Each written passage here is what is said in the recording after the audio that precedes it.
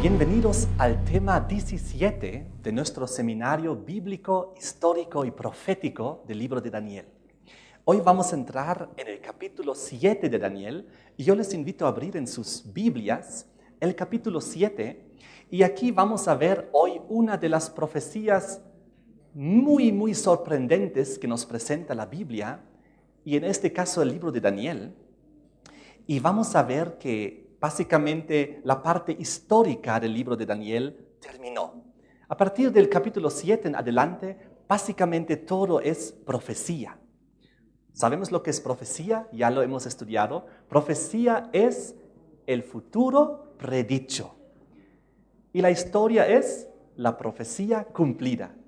De esta manera les invito a abrir Daniel 7, el versículo 1. En el primer año de Belsasar, rey de Babilonia, tuvo Daniel un sueño y visiones de su cabeza mientras estaba en su lecho. Aquí vemos que Daniel recibe este sueño, esta visión, durante el imperio de Babilonia, pues estamos en pleno gobierno de Belsasar. Y esta vez es Daniel personalmente el que recibe el sueño o la visión. Y sigue diciendo, luego escribió el sueño y relató lo principal del asunto. Daniel dijo, miraba yo en mi visión de noche y he aquí que los 4 vientos del cielo combatían en el gran mar. Y sigue diciendo, y 4 bestias grandes, diferentes la una de la otra, subían del mar. Aquí la Biblia, la profecía, nos presenta inicialmente 3 símbolos proféticos que tenemos que descubrir, tenemos que encontrar su respuesta para luego poder continuar al resto de la profecía. Vimos en primer lugar que él en su visión de noche vio que había 4 vientos que combatían, y nos dice ¿dónde? En el gran mar. Así que tenemos vientos que combaten y tenemos un gran mar. Y luego dice que como consecuencia de esto, en el versículo 3, 4 bestias grandes, diferentes la una de la otra, subían del mar. Así que tenemos vientos destructores, tenemos el mar y tenemos 4 bestias que salen del mar. Vamos a ir con el primer símbolo profético. ¿Qué son estos 4 vientos? Ya el mismo texto nos da una pauta, pues nos indica que los 4 vientos combatían en el gran mar. Aquí nos está indicando que estos vientos son vientos de combate, de guerra, son vientos bélicos, de destrucción. Vamos a confirmarlo con unos versículos bíblicos. Vengan conmigo al libro de Jeremías, capítulo 51. Y aquí encontramos que Dios utiliza esta misma simbología de los vientos para hacer entender que se trata de guerras, combates, luchas entre naciones. Jeremías 51, versículo 1. Así ha dicho el Señor, he aquí, yo levanto un viento destruidor contra Babilonia y contra sus moradores que se levantan contra mí. Aquí habla de un viento destruidor que Dios levanta contra Babilonia. ¿Y quién es ese viento destruidor? Un poquito más tarde, en el versículo 11, nos lo aclara. Limpiad las saetas, embrazad los escudos, porque ha despertado el Señor el espíritu de los reyes de Media. Sabemos que eran los medo-persas, porque contra Babilonia es su pensamiento para destruirla. Muy interesante. Entonces aquí los medo-persas son un viento destruidor que Dios levantó contra Babilonia. Ahora vamos a un segundo ejemplo que se encuentra aquí en Apocalipsis capítulo 7, donde nos habla también de los vientos de destrucción. Y es otro contexto, es otra profecía, pero aparece el mismo simbolismo. Por eso es importante verlo también. Apocalipsis 7, 1 al 3. Después de esto vi a 4 ángeles en pie sobre los 4 ángulos de la tierra, que detenían los 4 vientos de la tierra. Aquí vemos que Dios en su misericordia retiene los vientos destructores que vamos a ver a continuación, los 4 vientos de la tierra, para que no soplase viento alguno sobre la tierra, ni sobre el mar, ni sobre ningún árbol.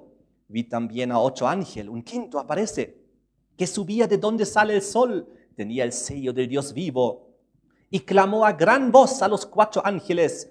Y ahora viene la respuesta de qué significan los 4 vientos que ellos retienen. Dice, clamó a gran voz a los 4 ángeles, a quienes se les había dado el poder de hacer daño a la tierra y al mar, diciendo, no hagáis daño a la tierra, ni al mar, ni a los árboles. En otras palabras, retengan todavía los vientos, no los suelten aún. Aquí entonces vemos que también de que los vientos en la Biblia son un símbolo de destrucción. Y como acabamos de leer en el otro pasaje, símbolo de guerras entre las naciones. Volvemos a Daniel capítulo 7. Versículo 2, Daniel dijo, miraba yo en mi visión de noche, he aquí los 4 vientos del cielo combatían en el gran mar. Muy bien, ya sabemos, estamos aquí hablando de 4 guerras, de 4 importantes combates, pero ¿dónde se desarrolla esta guerra? ¿Dónde se desarrollan estos combates? En el gran mar. Ahora llegamos al segundo símbolo profético que está aquí. ¿Qué es el gran mar donde se desarrollan estas guerras? Vamos a leer un pasaje en Isaías capítulo 17, donde Dios utiliza la misma simbología para hacernos entender qué representa el mar en la profecía bíblica. Isaías 17, versículos 12 y 13. Dice aquí, hay multitud de muchos pueblos que harán ruido como estruendo del mar y murmullo de naciones que harán alboroto como bramido de muchas aguas. Los pueblos harán estrépito como de ruido de muchas aguas. Qué interesante, aquí nos habla de las naciones, de los pueblos, y todos ellos son comparados como el estruendo del mar, como el murmullo de las naciones, como el bramido de las muchas aguas. Interesante. Aquí nos está dando a entender que el mar, las muchas aguas, representan las muchedumbres, las naciones, los pueblos. Y hay un pasaje en Apocalipsis que lo confirma aún más. Vengan conmigo a Apocalipsis 17, porque la simbología bíblica siempre está en la Biblia en diferentes lugares porque Dios fue el que inspiró a través de su Espíritu Santo a los diferentes escritores bíblicos los mismos símbolos, con las mismas representaciones. De esta manera sabemos que la palabra de Dios es una unidad. Apocalipsis 17, versículo 15, dice, me dijo también, las aguas, fíjense aquí, las aguas que has visto, donde la ramera se sienta, son pueblos, muchedumbres, naciones y lenguas. Aquí tenemos otro pasaje que nos da a entender lo mismo que Isaías. Es el mar, las muchas aguas, son un símbolo bíblico de las naciones, lenguas, pueblos y naciones. Entonces, si volvemos a Daniel capítulo 7, y vamos nuevamente al versículo 2, de repente se nos aclara completamente lo que quiere decir. Miraba yo en mi visión de noche, he aquí que los 4 vientos del cielo combatían en el gran mar. En otras palabras, había 4 luchas, combates, guerras entre las naciones, muchedumbres, lenguas y pueblos. Por si acaso, hay inclusive un dicho que mucha gente utiliza, una expresión cuando quiere hablar de mucha gente diciendo es un mar de gente. Quizás alguna vez ustedes escucharon esta expresión, un mar de gente, para expresar lo mismo. Ahora vamos al tercero de los símbolos, Daniel 7, versículo 3. ¿Qué ocurre a consecuencia de estas 4 guerras entre las naciones y los pueblos? Versículo 3. 4 grandes bestias, diferentes la una de la otra, subían del mar. ¿Quiénes son estas 4 grandes bestias? Es muy fácil. Aquí mismo, si saltamos al versículo 17, en el mismo capítulo 7, nos da la respuesta. Aquí aparece un ángel que le da la interpretación a Daniel y dice, estas 4 grandes bestias son 4 reyes que se levantarán en la tierra. Y por si acaso, un rey en la Biblia representa siempre su reino. Es por eso que un poco más adelante, en el versículo 23, hablando de una de estas 4 bestias, dijo así el ángel: la cuarta bestia será un cuarto reino. Muy bien, las 4 bestias son 4 reyes o reinos a los cuales los reyes representan. Entonces, ya podemos nosotros desglosar estos primeros 2 versículos introductorios. Daniel vio combates, guerras entre las naciones, entre las muchedumbres, entre los pueblos, y a consecuencia de eso vio subir 4 diferentes bestias, 4 diferentes reinos o imperios que se levantan una tras otra en una secuencia de ¿dónde? Subían del mar, es decir, subían entre las naciones, de entre los pueblos y las muchedumbres a través de las guerras y las luchas y las conquistas. Entonces, estos versículos que acabamos de leer mencionan a 4 grandes bestias diferentes la una de la otra que salen del mar, a través de las guerras, las conquistas, los combates. Y aquí en la ilustración vemos estas 4 bestias que a continuación el libro de Daniel describe, que una tras otra surgen de entre las naciones y muchedumbres a través de las conquistas y las guerras. Vayamos al primero, que está en el versículo 4, seguimos en Daniel 7, versículo 4, donde dice: la primera era como león y tenía las alas de águila. Yo estaba mirando hasta que sus alas fueron arrancadas y fue levantado del suelo y se puso en yestas sobre los pies a manera de hombre y le fue dado corazón de hombre. La primera de las 4 bestias, como también vemos en la ilustración, es representado como un león con alas de águila. Una bestia muy interesante. ¿Quién es el león entre los animales? ¿Cómo es considerado el león entre los animales? El rey, ¿no es así? El rey de la selva, el más majestuoso entre los animales. ¿Cómo es representado el águila entre los pájaros? También el rey, ¿no es así? Es el más majestuoso, el que más alto vuela. Y los otros pajaritos frente al águila tienen que escapar, ¿no es así? Aquí un doble simbolismo de la majestuosidad de este reino representado por este león con alas de águila. ¿Quién es esta bestia? Vamos a leer y dejar que la misma Biblia nos responda. Vengan conmigo al libro de Jeremías, capítulo 50. Jeremías capítulo 50, el versículo 17, donde dice: rebaño descarriado es Israel, leones lo dispersaron, el rey de Asiria lo devoró primero, Nabucodonosor, rey de Babilonia, lo deshuesó después. Aquí nos indica que Babilonia es representado como un león que deshuesó a Israel.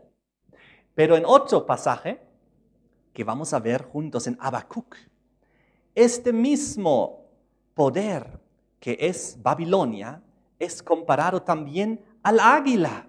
Y ahí tenemos la doble aplicación. Vengan conmigo al libro de Habacuc. Es un pequeño libro difícil de encontrar porque no lo leemos mucho. Habacuc 1, versículos 6 al 8. Porque he aquí, yo levanto a los caldeos. Recuerden que los caldeos son los babilónicos.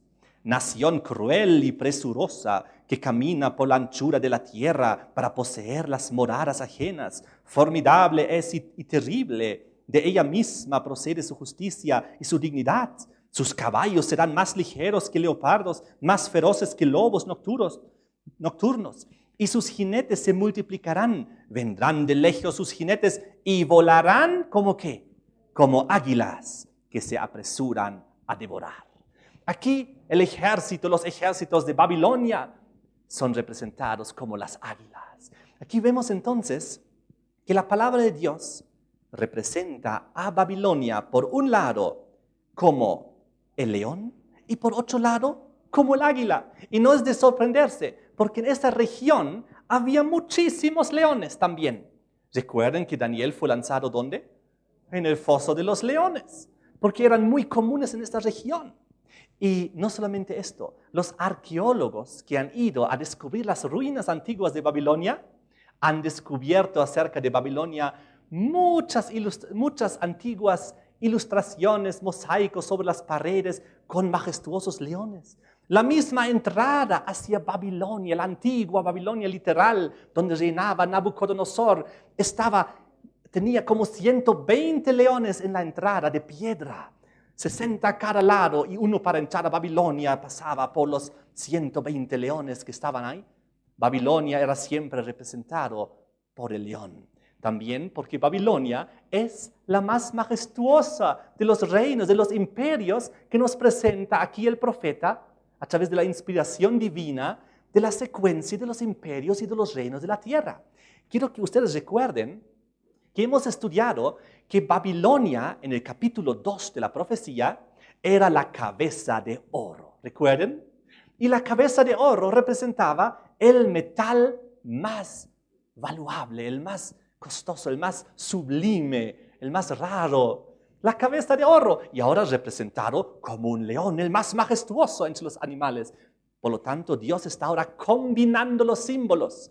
Pues ahora vamos a ver la repetición del capítulo 2, cuando vimos la historia del mundo a través de una secuencia de reinos, a través de los metales, desde el oro, plata, bronce, hierro, hasta la venida de Cristo al final. Ahora veremos nuevamente la secuencia de reinos e imperios de este mundo a través de bestias salvajes. La primera de ellas, el león, que ya hemos podido analizar y darnos cuenta que efectivamente se trata de Babilonia.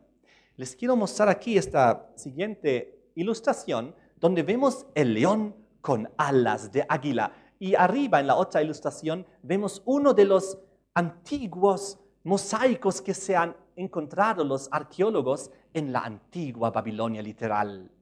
Ahora, ¿cómo sigue la historia? Volvemos al versículo, Daniel 7, versículo 4. El primero era como un león, tenía alas de águila. Yo estaba mirando hasta que sus alas le fueron arrancadas. Fue levantado del suelo, se puso enhiesto sobre los pies a manera de hombre y le fue dado un corazón de hombre. Aquí hay una doble interpretación. Algunas personas, interpretando este versículo, dicen cuando sus alas le fueron arrancadas, significa que básicamente llegó ya a su final. Y el hecho de que se puso como hombre y ahora tuvo un corazón de hombre, dicen que ahora este león feroz que conquistaba y dominaba, ahora se volvió débil y sus alas le fueron arrancadas, ya no conquistaba, y de esta manera pues no prosiguió con sus conquistas. Y hay un versículo que podemos leer en Jeremías 50 que da más o menos a entender lo que estamos diciendo. Jeremías 50, versículo 43 y 44. Aquí estamos hablando de que había noticias que llegaron a Babilonia de su inminente destrucción. Y fíjense lo que dice: oyó la noticia el rey de Babilonia y sus manos se debilitaron. ¿Recuerdan ustedes Belsasar también? Cuando estaba a punto de caer Babilonia y él se debilitó y tembló y se volvió pálido. Dice, angustia le tomó, dolor como de mujer de parto. He aquí, y aquí nuevamente nos representa Babilonia como el león. He aquí que como león subirá de la espesura del Jordán a la morada fortificada. Huye, ya no ataca, ahora huye, ahora tiembla este león, porque muy pronto le haré huir de ella. Y al que yo escoja, la entregaré. Porque sabemos que luego este león murió. ¿Y quién vino en su lugar? La siguiente bestia que nos presenta el libro de Daniel. Pero de todas maneras, yo quiero presentarles una segunda posible interpretación de este versículo, Daniel 7, versículo 4, donde dice que sus alas le fueron arrancadas. Pues en la Biblia, alas de águila representan también la protección divina. Por otro lado, Babilonia, fíjense, tenía en cierto sentido protección divina porque fue Dios el que entregó a Judá y a Jerusalén en las manos de Nabucodonosor. Fíjense lo que dice en el libro de Éxodo, capítulo 19, versículo 4. Aquí nos habla de las alas de águila ahora en el simbolismo como de protección divina para con su pueblo. Porque con alas de águila, simbólicamente, Dios sacó a su pueblo de Egipto cuando estaba ahí preso bajo el faraón y lo trajo hacia él. Dice aquí Éxodo 19:4, vosotros visteis lo que hice a los egipcios y cómo os tomé sobre alas de águilas y os he traído a mí. Aquí vemos que alas de águila también son símbolo de protección divina. Y ahora a Babilonia sus alas de águila son arrancadas. Babilonia ya no tiene protección divina. Babilonia en cierto momento estaba irradiando la luz de Dios en ella. Recuerdan que a través de Daniel y sus 3 amigos, la verdad bíblica, la verdad de las verdaderas profecías, la verdad del verdadero Dios, creador del cielo y de la tierra, llegó al rey, ¿recuerdan? A Nabucodonosor. Y él reconoció al verdadero Dios.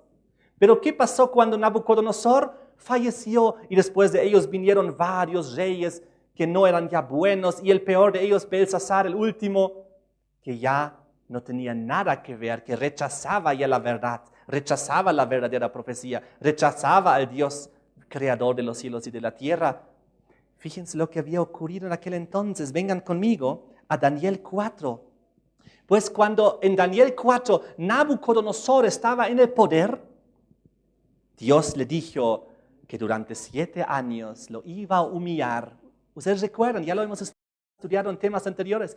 Y el rey de Babilonia, Nabucodonosor, dice en el capítulo 4, versículo 16, su corazón de hombre se ha cambiado y le se ha dado corazón de bestia. Y pasen sobre él 7 tiempos. Aquí nos habla de Nabucodonosor que él tenía cierto tiempo un corazón de hombre. ¿Pero qué pasó con su corazón de hombre? Fue cambiado por corazón de bestia. Y luego pasaron 7 años sobre él y él reconoció, reflexionó y nuevamente se arrepintió. Y nuevamente él recuperó su corazón de hombre. Y él estaba durante 7 años caminando como bestia, como buey. Y al final se volvió a parar como hombre y recuperó su corazón de hombre.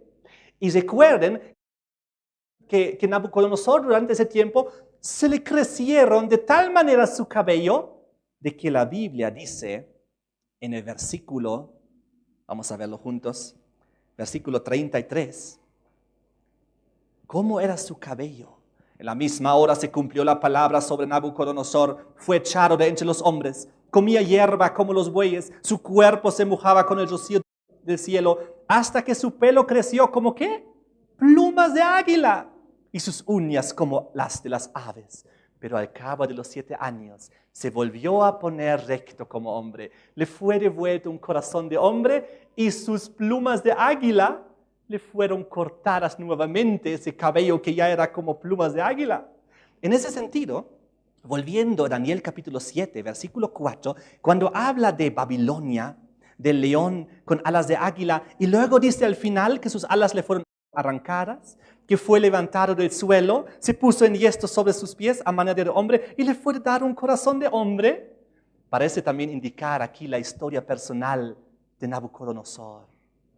Y dándonos a entender que en este imperio, en este primero de los 4 reinos, había un hombre, un rey, un líder que finalmente entregó su corazón a Dios, que se humilló, se arrepintió y su corazón de bestia fue cambiado por un corazón de hombre.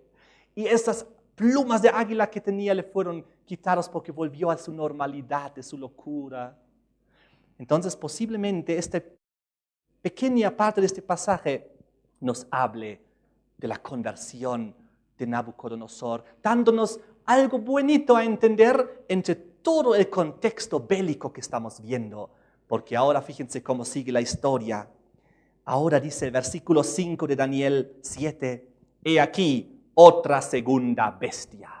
Ahora vamos a ver la segunda bestia, semejante a un oso, la cual se alzó de un costado más que del otro.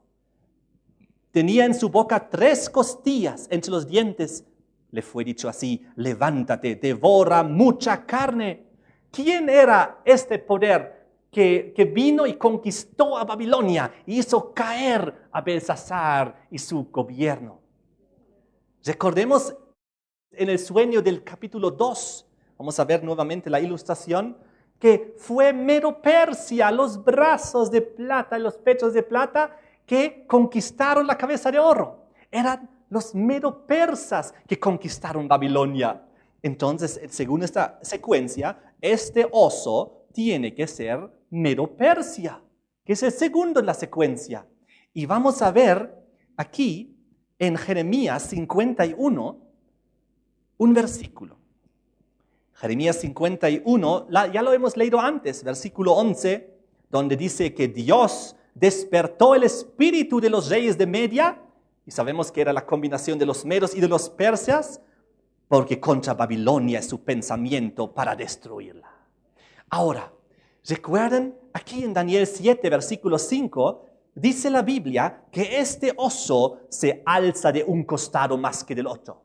En otras palabras, nos está mostrando aquí que hay dos patas, pero una está más arriba que la otra. Vamos a ver la ilustración. Y este oso que está saliendo del mar a través de las conquistas, siempre tenemos que recordar que las 4 salen del mar. Y las 4 salen por los vientos que combaten. Es decir, Medo-Persia combatió entre las naciones y las gentes, y de ahí surgió como nueva potencia, derrocando a la anterior. El oso derrocó al león, Medo-Persia derrocó a Babilonia. Y entonces dice aquí que se alzaba de un costado más que del otro, dando a entender que aquí nos quiere hacer entender algún detalle de las dos patas. Y lo interesante es, recuerden en la estatua, cuando Medo-Persia fue representado por los brazos de plata, era una alianza entre los medos y los persas. Y aquí la vemos nuevamente, la alianza insinuada en las dos patas, pero una más elevada que la otra, dando a entender, lo que vamos a ver en un tema aparte, cuando lleguemos a Daniel 8, con más detalle, dando a entender que dentro de la alianza medo-persa, uno era más fuerte que el otro. Uno estaba apoyado y el otro estaba siendo apoyado.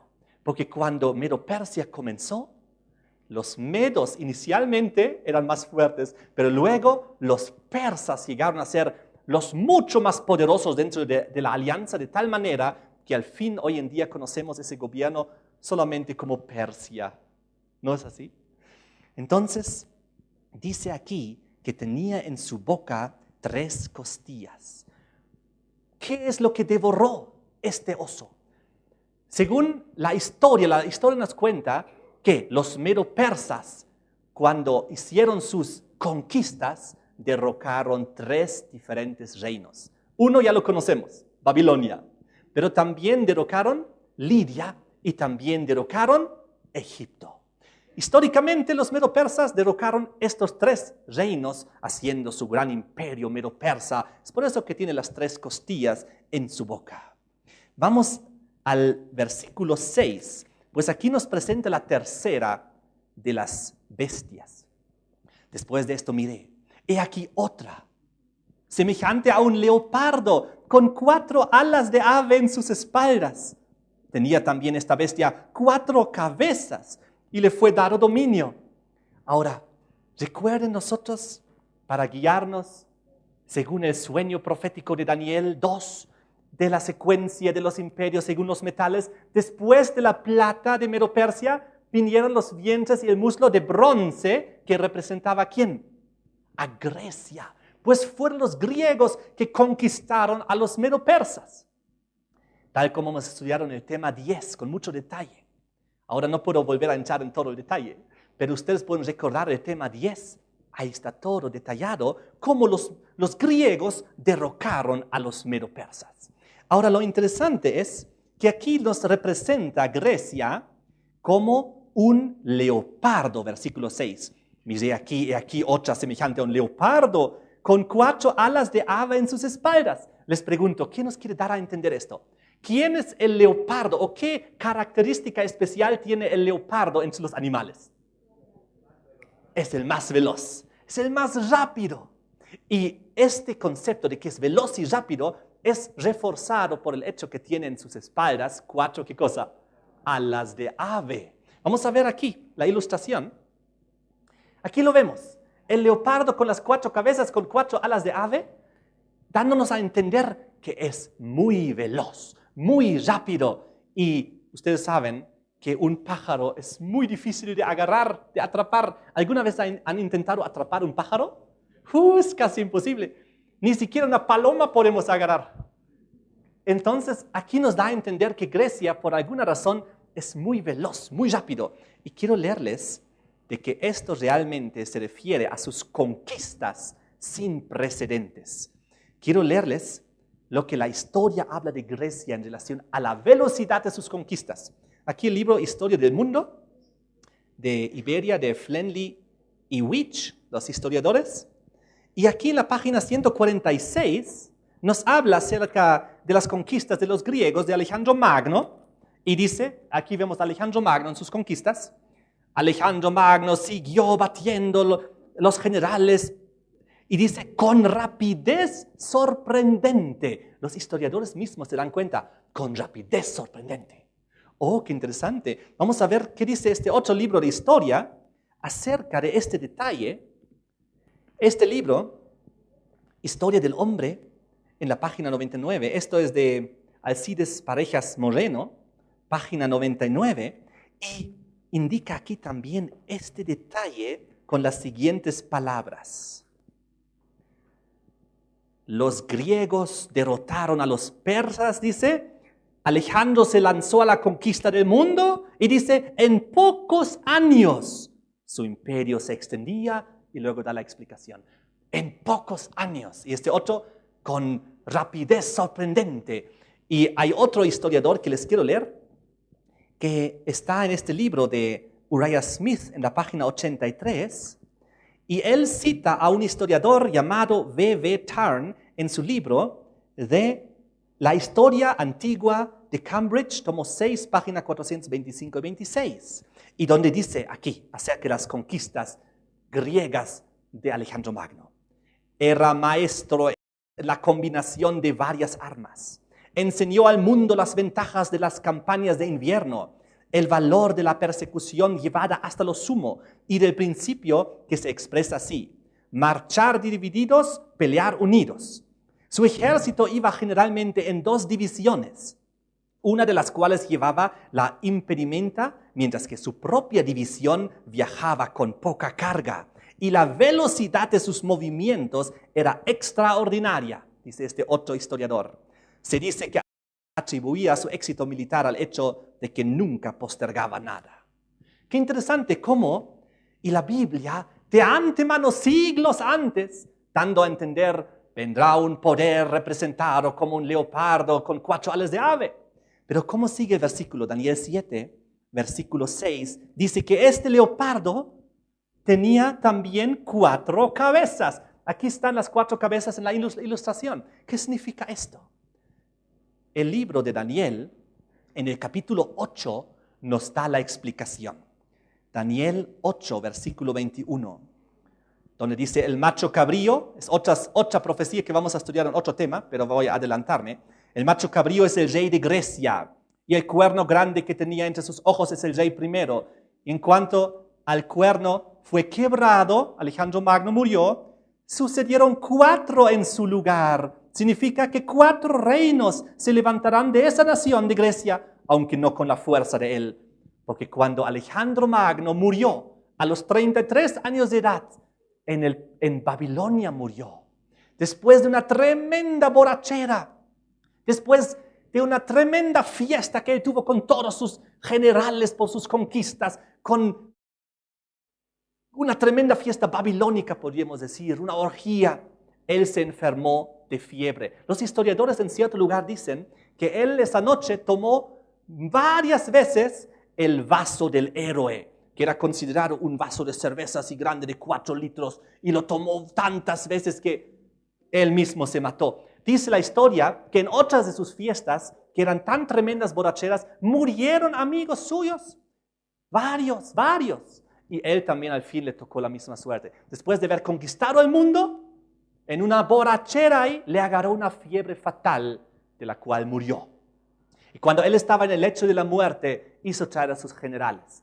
Sus generales pasaron uno tras uno, pero Alejandro Magno no podía decir ni una palabra. Ya estaba tan mal, solo podía mover su cabeza.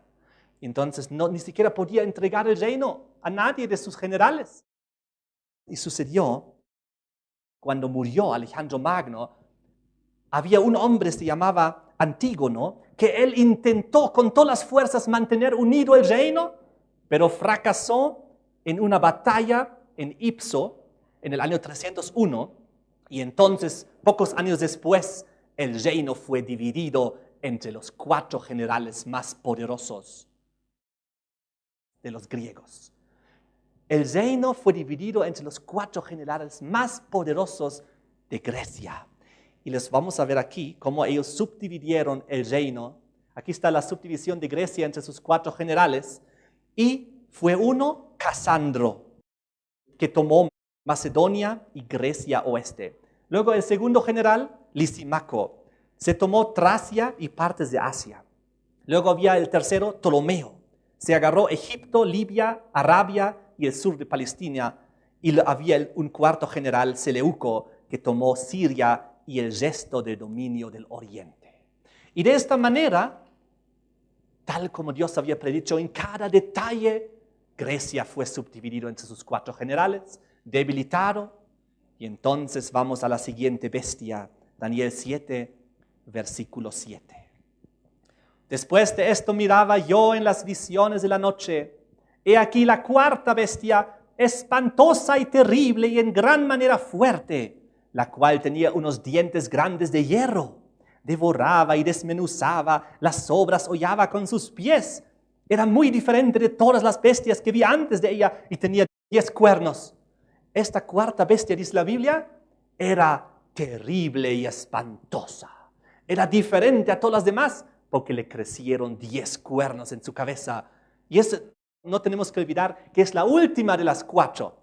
Recuerden que Daniel vio salir del mar 4 bestias y ahora estamos en la última. Y esta última dice que tiene dientes de ¿qué material? Dientes de hierro. Ahora, ¿qué viene según la profecía base, guía del capítulo 2 de Daniel? ¿Qué viene después de Grecia? Las piernas de hierro, Roma imperial. El imperio romano que conquistó a Grecia, convirtiéndolo en una provincia. Roma imperial representado por el hierro. Y ahora vemos aquí también, tal como aquí vimos el cuarto metal, aquí vemos la cuarta bestia con dientes de hierro. Roma. Roma que conquistó a Grecia. Ahora, sucede algo tremendo aquí. Cuando Daniel dio los nombres de las 4 bestias, las primeras 3 no había problema. Dijo, esta se parece a un león con alas de águila. Esta segunda a un oso con 3 costillas. Esta tercera a un leopardo con 4 alas de ave. Pero esta cuarta es terrible, es espantosa. Y no encontró en todo el reino animal salvaje ninguna bestia para representar este imperio de Roma. Porque Roma iba a ser tan cruel, malo. Fíjense, les quiero decir algo muy interesante. Hay otro profeta que sí le encontró un nombre a esta bestia. Y fue el profeta Juan en el Apocalipsis. Porque si nosotros vamos al Apocalipsis, capítulo 12, vemos que Juan sí le encontró un nombre darle a esta bestia terrible y espantosa y le dio el nombre del dragón. Dijo, esta bestia es un dragón.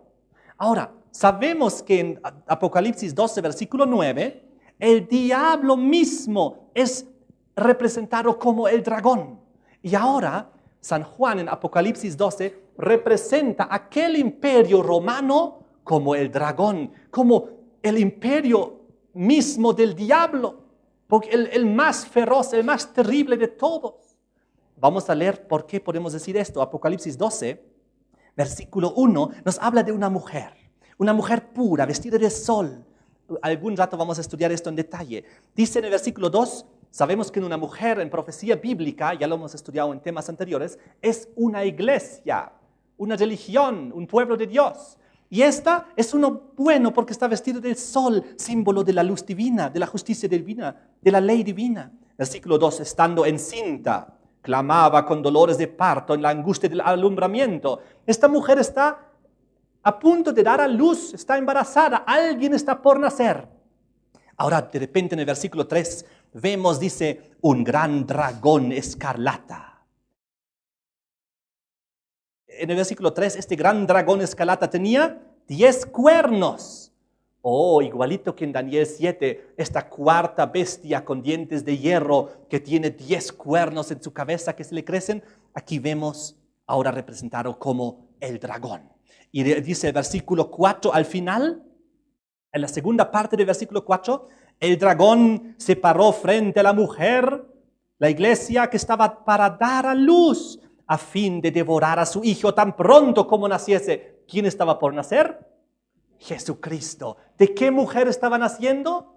Del pueblo israelita, del pueblo hebreo judío. Jesús estaba a punto de nacer y el dragón estaba ahí queriendo devorarlo tan pronto como naciese. Pues a través de este imperio romano se manifestó el diablo mismo. Por eso es representado como un dragón. Porque el diablo quería matar a Cristo tan pronto como naciese. Y dice el versículo 5, y ella dio a luz un hijo varón. ¿Quién ella? La mujer, el pueblo israelita. Dio a luz un hijo varón, Jesucristo, que regirá con vara de hierro a todas las naciones. Esto es una descripción que encontramos en el Apocalipsis en varios lugares, hablando de Jesús, que regirá con vara de hierro las naciones. Y dice, su hijo fue arrebatado para Dios y para su trono. Aquí resume mucho la historia. Sabemos, Jesús murió en la cruz, resucitó y fue llevado al cielo. Pero de todas maneras, aquí dice que el dragón, con los 10 cuernos, quería matar al niño, devorarlo tan pronto como naciese. Y les pregunto, ¿ocurrió eso o no ocurrió? ¿De qué manera Roma intentó destruir a Jesucristo desde el nacimiento mismo? Vengan conmigo a Mateo capítulo 2. Y van a recordar aquí, en Mateo capítulo 2, a un hombre llamado Herodes, que gobernaba como líder político sobre los hebreos. Y cuando él escuchó que estaba por nacer otro rey, decidió matar a ese niño. Y en su desesperación mató a todos los niños de la zona, a cientos, quizás a miles de niños, intentando matar a Jesucristo. Pero el ángel había venido y lo había hecho huir a sus padres para llevarlo a otro lugar. Fíjense, Mateo 2, versículo 13. Después que partieron ellos, los reyes magos, y aquí un ángel del Señor apareció en sueños a José y dijo, levántate, toma el niño y su madre, huye a Egipto y permanece ahí hasta que yo te diga, porque acontecerá que Herodes buscará al niño para matarlo.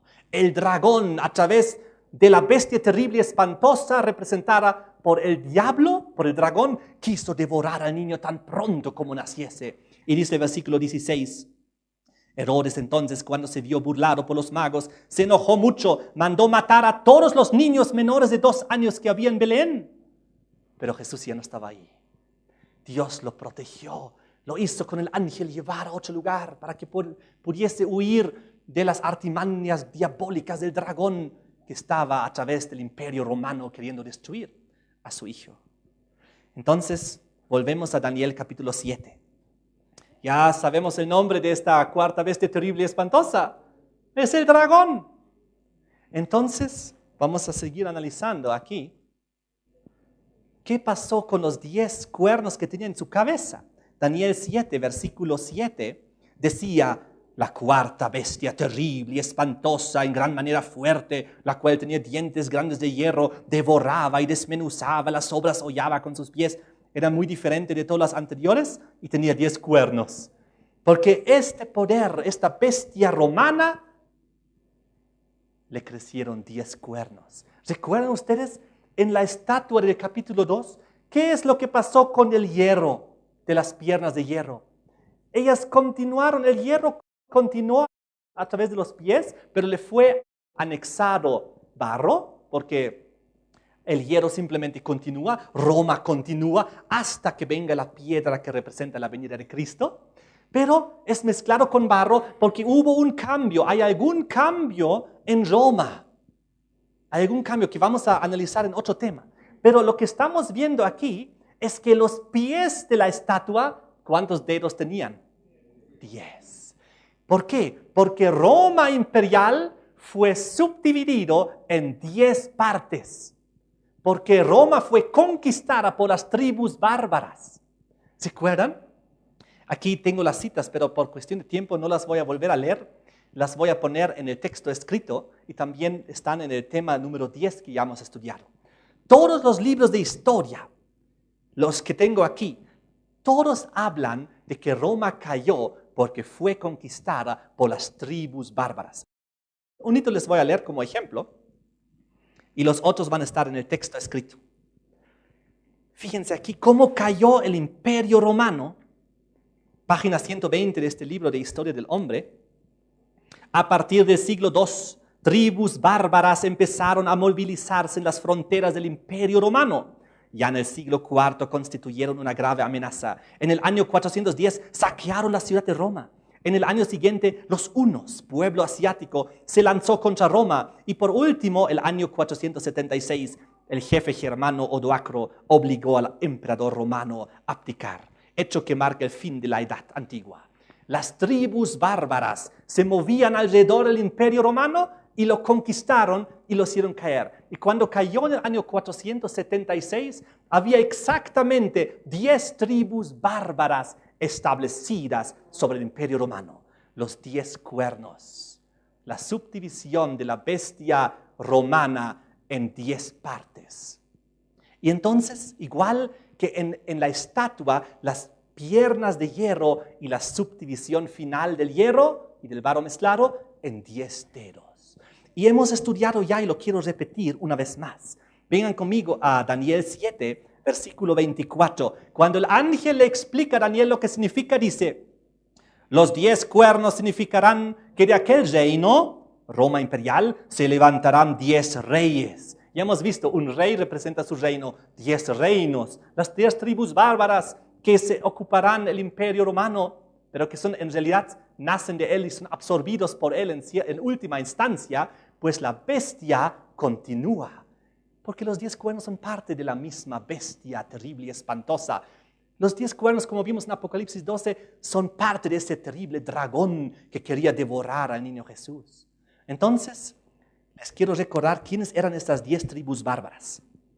Los anglosajones, los francos, los germanos, los lombardos, los suevos, los visigodos, los burgundios, los ostrogodos, los herrulos y los vándalos. A veces intento decirlo de memoria, pero siempre me olvido uno o dos. Por eso es mejor leerlo de la hoja. Ahora, lo que pasa es que eran justamente estas 10 tribus bárbaras establecidas sobre el Imperio Romano cuando cayó. ¿Y qué pasó con estas 10 tribus bárbaras? Luego se convirtieron con los siglos en lo que conocemos hoy en día como los países europeos. Por ejemplo, los anglosajones llegaron a ser Inglaterra, los francos, Francia, los germanos, Alemania, los lombardos, Italia, los suevos, Portugal, los visigodos, España, los burgundios, Suiza. ¿Y qué pasó con los ostrogodos, herrulos y vándalos? Esos fueron eliminados en la historia, como vamos a ver en el siguiente tema, que no alcanza a estudiarlo hoy. De todas maneras, volvemos a Daniel capítulo 7, y aquí ahora dice algo muy interesante. Versículo 9.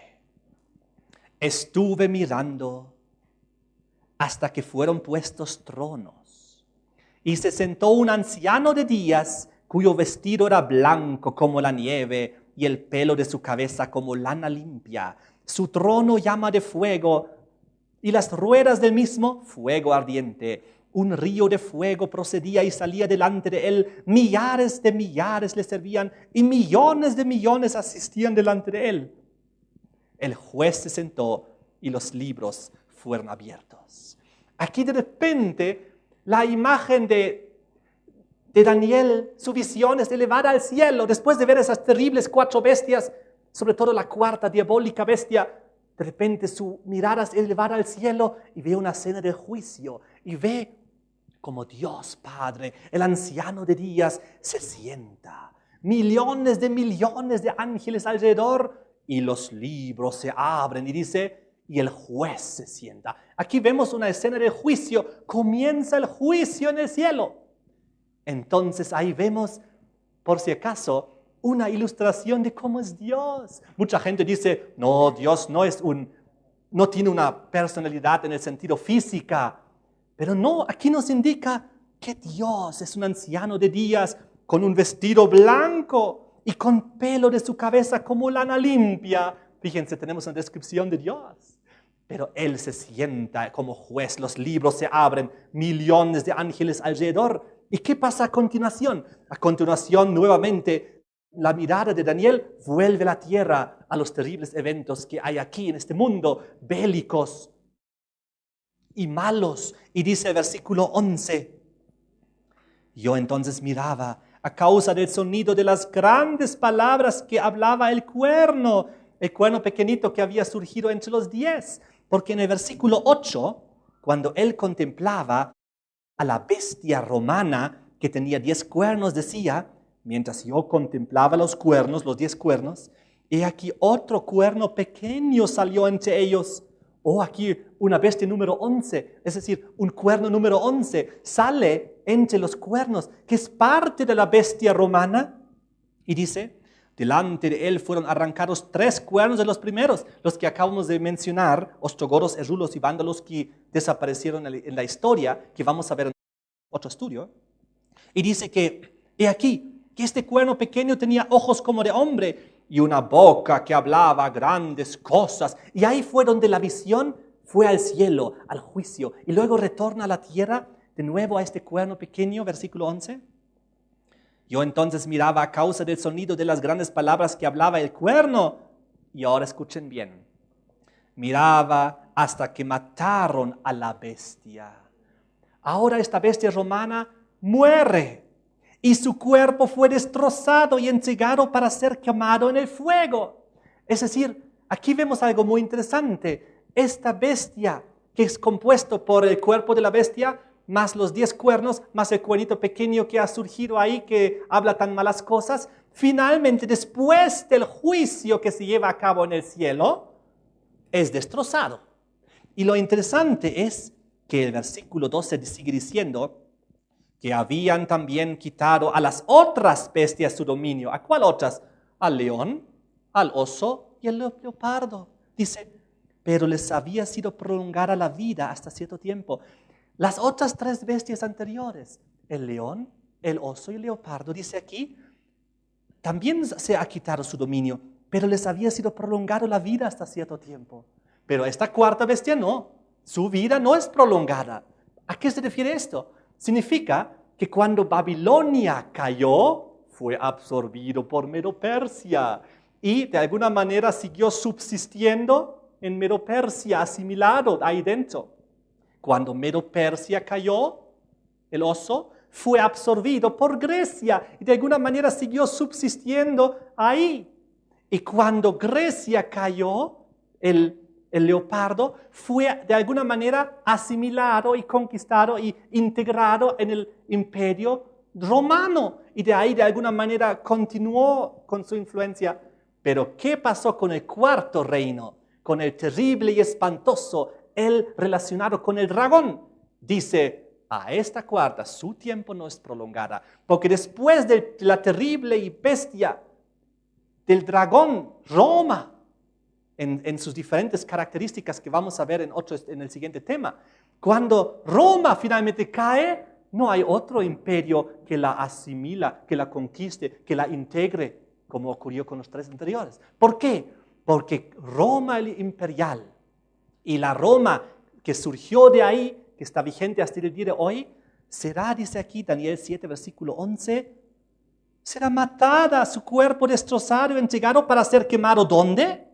En el fuego. Aquí está haciendo alusión al fuego del juicio final, porque en el versículo anterior acaba de ser juzgada. Dios se sentó, hizo el juicio, luego volvemos abajo, vemos y ya la sentencia, esta bestia al fuego, esta terrible bestia diabólica, ese terrible poder que había gobernado, que había matado a Jesucristo. No logró matarlo cuando era bebé, pero a los 33 años a través de errores y Pilatos, ¿qué pasó con Cristo? Finalmente sí lo asesinaron en la cruz, los soldados romanos metiendo la lanza. Ahora, fíjense lo que pasó. En el libro en Segunda de Tesalonicenses nos habla acerca de esto. Segunda de Tesalonicenses donde habla en el capítulo 2, versículo 8, acerca de la venida de Cristo y la destrucción de este reino diabólico romano, finalmente. Segunda de Tesalonicenses 2, versículo 8. Y entonces se manifestará aquel inicuo a quien el Señor matará con el espíritu de su boca y destruirá con el resplandor de su venida. ¿Y saben qué va a pasar? Volvemos a Daniel 7. Daniel 7, versículo 13. Miraba yo en la visión de la noche, he aquí, con las nubes del cielo venía uno como hijo de hombre, que le hicieron venir y acercarse al anciano de días, y le hicieron acercarse delante de él.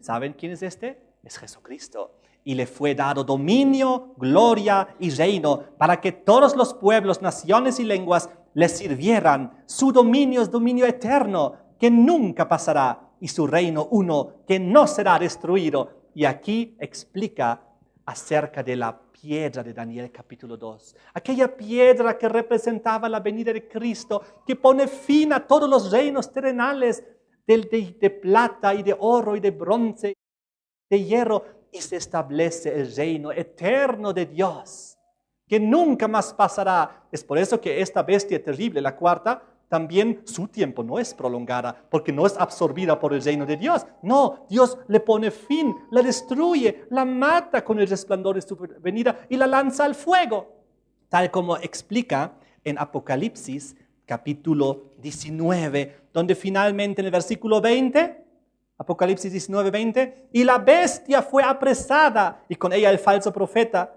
que había hecho delante de ella las señales con que había engañado a los que recibieron la marca de la bestia. Y dice, estos dos fueron lanzados vivos dentro de un lago de fuego que arde con azufre. Aquí vemos dónde acaba finalmente este poder. Quiero terminar diciendo una pequeña aplicación. Alejandro Magno, ¿a qué edad murió? A los 33. ¿Les hace recuerdos quién más murió a esa edad? Jesús también. Alejandro Magno murió a los 33 años después de haber conquistado el mundo entero. Pero ¿cómo murió? Ya hemos visto. Murió en una terrible enfermedad causada por una borrachera y por una fiebre, la cirrosis. Y fíjense lo que pasó. Hay un versículo en el Nuevo Testamento que dice, ¿de qué le sirve al hombre ganar el mundo entero y perder su alma? Alejandro Magno, a los 33 años, después de 10 años, había conquistado el mundo entero. Era el hombre más poderoso de la tierra en su época. Los historiadores cuentan acerca de él hasta el día de hoy, de sus impresionantes hazañas, sus luchas, sus conquistas rápidas, veloces, sin precedentes históricos. ¿Y de qué le sirvió? Murió en Babilonia de una borrachera. ¿Y de qué le sirvió? Fue a la tumba al polvo y no podrá ser parte del reino eterno de Dios. ¿Qué pasó con Jesucristo? Murió también a los 33 años. Pero ¿cómo murió Jesús? Él había conquistado también el mundo entero. ¿Pero de qué manera? Los corazones, a través de la verdad, a través de la luz. Él también puso una conquista mundial. Porque si Él alcanzó ya tu corazón, entonces tuvo una victoria en tu corazón también, conquistándote a ti más. ¿Para qué? Para que tú también puedas ser parte de su reino eterno. Ese es el propósito. ¿Cómo murió Jesús en la cruz? Él murió santo, inocente, por los pecados del mundo. Él no murió por consecuencia de algún vicio. Él entregó su vida, dice la Biblia. Él entregó su vida por la humanidad, porque Él pudo haber huido. Cuando vinieron los soldados a atraparlo, Él estaba orando fervientemente. Dijo, Padre, si es posible que pase esta copa, pero no como yo quiera, sino como tú quieras. Él se mantuvo ahí sabiendo que le estaban viniendo a arrestar. Él entregó su vida para salvarnos a nosotros de nuestro pecado, para que tú y yo podamos llegar a ser parte del reino eterno de Dios, que está en el cercano futuro, que será por siempre y siempre, ya no bélico, ya no idólatra, ya no violento, ya no cruel, ya no vengativo, ya no pecaminoso, sino santo, justo, bueno, donde viviremos en paz y en armonía, vida eterna, donde Dios gobernará y ya no el hombre. Es ahí donde yo quiero llegar. Es lo que la Biblia presenta. Y es ahí donde quiero que también todos ustedes lleguen. ¿Quién quiere llegar a este reino eterno de Dios? ¿A ver alguna mano? Muy bien, amén.